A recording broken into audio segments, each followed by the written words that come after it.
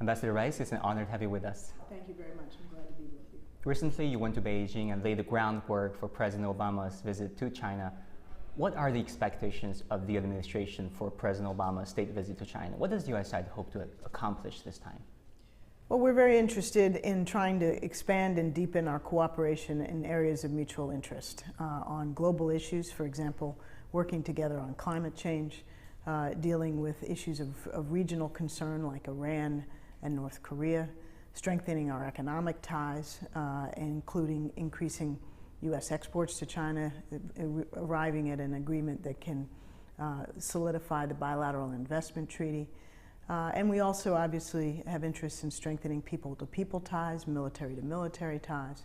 And so where we can cooperate with China, the United States has an interest in doing so. And I think China has a similar interest in cooperating with the U.S. where we have overlapping interests. And there are many such areas. Where we have differences, our interest is in speaking about them frankly and clearly and managing them responsibly. I heard that there will be some informal interactions this time around in Beijing, pretty much like the Sunnylands. What can you tell us at this point? What are those informal features, and what does the U.S. expect these informal interactions between the two presidents to affect the dynamics of this relationship? Well, our view is that it's helpful when leaders of important countries have not only a business relationship, but get to know one another a bit more personally. And so in Sunnylands, when President Xi visited, they did have something of an opportunity to spend time together without a lot of their respective teams. In Beijing, we're looking forward to doing the same. There'll be opportunities for them to have some private time as leaders. There'll be some smaller meetings and smaller meals in addition to the normal formal program. Where will that take place? Well, I'll leave it to the Chinese side to determine the logistics and preview that, but we're looking forward to the visit. So are we. And you brief the president every day, and you're pretty much at the center of the president's foreign policy making. Can you help us understand, where do you and the president see and characterize the current state of U.S.-China relationship? Is China perceived as a growing partner or a rising competitor?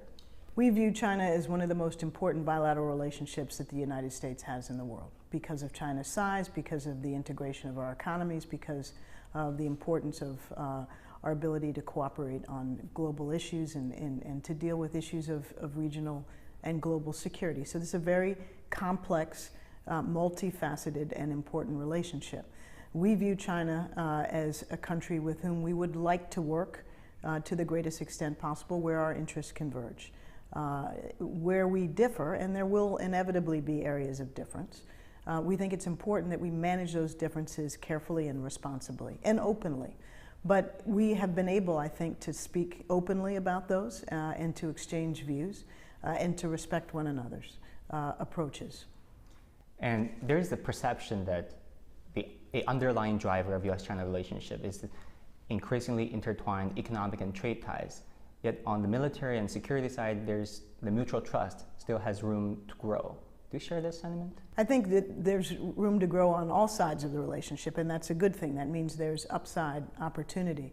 But on the military-to-military side, in fact, in recent years, and particularly over the last couple of years, our ties have strengthened.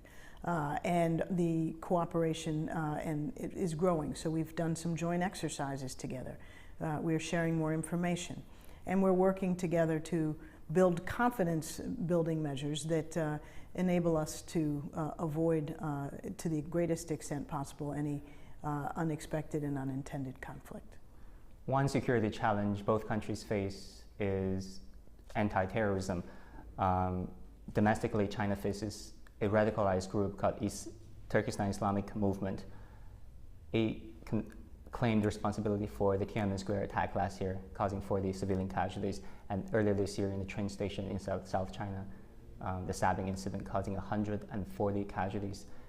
How does the United States characterize those attacks? We've been very clear in condemning all forms of terrorism, and we've condemned these attacks in the same vein. Obviously, our hearts are with the people who suffered and the victims and their families. We are very clear in opposing terrorism in all of its forms, wherever it may arise. And we think that this is an area where the United States and China ought to be able to intensify their cooperation, whether dealing with the new threat that ISIL poses or other global and regional terrorism challenges. I think many are asking at what level and through what specific programs will China and the U.S. work on combating the threats of terrorism? Well, we've invited China to play an increasing role in fighting the threat that ISIL poses. We have a joint interest in stepping up our cooperation to build a peaceful and stable Afghanistan, but also to deal with the threat of terrorism from that region. So we do think there's real scope for China and the United States to do more together to deal with genuine threats of terrorism. You talk about Afghanistan. By the way, will the U.S. troop withdrawal proceed as planned by the end of 2014? Yes. Is the U.S. concerned that given the instability in Afghanistan, especially in the south, that the withdrawal may somehow leave vacuum for the emergence of another radicalized group such as ISIL? The United States has been very clear, and in fact the whole NATO coalition, that at the end of 2014 there will be a transition. Our combat operations will end, and yet there will be a remaining American and NATO presence for a period of time to train and advise and assist the Afghan forces so that they can continue to build up their capacity. They're now providing security around the country. They will need to do that over the long term, and we'll continue to support them. At the same time, our presence will also be there to deal with any terrorist threats from remnants of al-Qaeda. There has been talks about, on the conceptual level, a new pattern of major power relationships between China and the United States. What is the administration's current interpretation of that very concept? I think it's very much, as I've said earlier in this discussion, we view the U.S. relationship with China as one of the most consequential and important relationships in the world. We aim to deepen and strengthen our cooperation across a broad spectrum of areas where it is in our mutual interest. And we think there are many such areas: economic, security, diplomatic, global health. There's a broad range of areas where we can and we should cooperate more. But we also think that we have to be clear and forthright about where we differ and work to manage those differences responsibly so that they don't evolve unnecessarily into confrontation. That's how we view this relationship, and we think there is potential for a great deal of progress. Right. On climate change, having covered this bilateral relationship for a while now, and it's not hard to see that China-U.S. cooperation on climate change has happened on an accelerated pace in the past 2 to 3 years. What are the considerations behind this, and what will happen this time around? Well, the United States and China are the largest economies and the largest emitters. And so going into the very important UN conference next year in Paris on climate change, countries are going to have to decide how they're going to approach their obligations in this new era that will be negotiated. And so the United States and China have been discussing what we will contribute to the global effort to manage climate change. We're also very actively exchanging technology and insight as it relates to clean energy. It's an area where our economic relationship is growing and where we see real prospects for both economic and political advantage because of the importance that both sides attach to improving the environment and dealing effectively with climate change. On people-to-people exchange, one of your folks told me that you went to China way before you became a diplomat, right? Absolutely. Tell us about that experience. I first visited China in 1987. I was a graduate student studying in the United Kingdom. And I visited China with the man who is now my husband. We weren't married at the time. We spent more than a month backpacking around China. We started in Beijing, we went to Xi'an, Shanghai, Guilin, Guangzhou, and a number of other places. So it was a very extensive trip. We traveled very cheap in trains and buses and the like. But it was a great opportunity to see China at a very different stage of its development.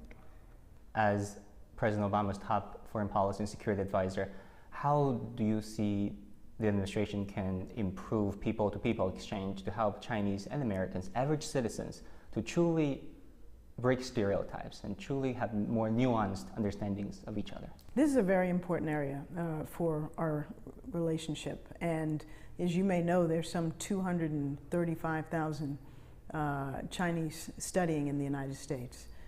There are an increasing number of Americans studying in China. The president made a commitment, set a goal back in 2009 that within 4 years we will have had 100,000 Americans study in China. We call that initiative 100,000 strong.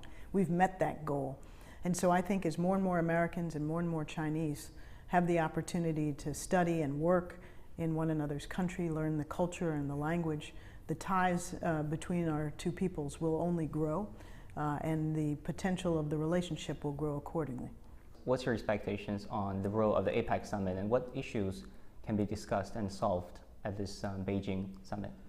Well, as you know, the APEC summit is primarily about strengthening trade and investment ties among the Asian Pacific countries. So we come with an interest in trying to make progress on important agreements, for example, the WTO Information Technology Agreement.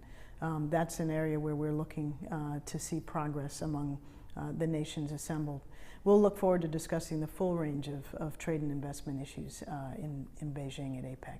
On Syria and ISIL, it's reported that early in October, Defense Secretary Chuck Hagel wrote you a memo criticizing the administration's measures to deal with ISIL and said, quote, "The administration should have a sharper view on what to do with the Assad regime." Is that true? It's true that he wrote a memo. It's not true how you characterized it. The memo largely asked a series of, I think, very relevant questions about policy, both related to Iraq and Syria, with the aim of trying to pose these questions so we do, as we often do, take a fresh look at various aspects of our policy and try to adapt them to developments on the ground. So it has been the basis for some discussion, and it is something that we are working on with respect to both our approach to ISIL in Syria and Iraq. Thank you very much, Ambassador Rice. Good to see you. Thank you. Thank you for your time.